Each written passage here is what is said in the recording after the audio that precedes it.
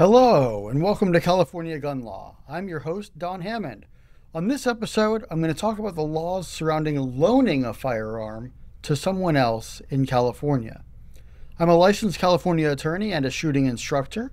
I regularly help teach the 16-hour class that's required to get a concealed carry license in California. On this program, we provide education on California's complicated web of gun laws so that the responsible owners like you can better understand how to lawfully exercise their rights.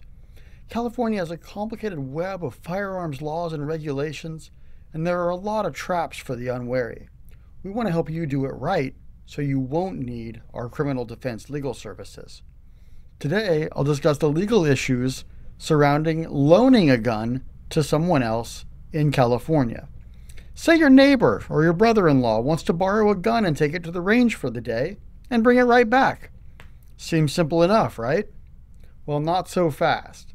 California law requires all transfers of firearms to go through a gun dealer known as an FFL. It's a federal firearms licensee. A loan is considered a temporary transfer of the firearm with a few narrowly defined exceptions. The exceptions are outlined in Penal Code Section 27880.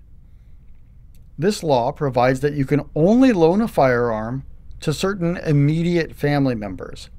These immediate family members include your spouse, parent, child, grandparent, or grandchild. Step relationships and legal adoptions also qualify. But before you make that loan to your spouse or any of these relations, you first have to confirm that they have a firearm safety certificate. That's the FSC that you get after you take a test at the gun store. And even then, the loan can only be for a maximum of 30 days.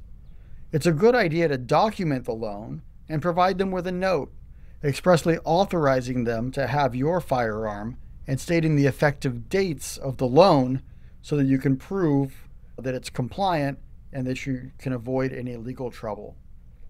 Of course, if a family member is borrowing your firearm, you should remind them that all other laws apply, including California's laws regarding transporting the firearm unloaded and in a locked container, and only to and from a place where they're authorized to have the gun. If they leave the vehicle, for example, to run into Starbucks, then the locked container containing the firearm is required to be out of plain view for anyone looking in the windows of the vehicle. Outside of these narrow allowances, you cannot loan a firearm to anyone unless you remain in the immediate area. So at the range, you can let a friend fire your gun because it's still in your span of control. If someone is caught driving around with a gun that is not registered to them, that can lead to serious criminal charges, even if it's properly being stored and transported unloaded in a locked container.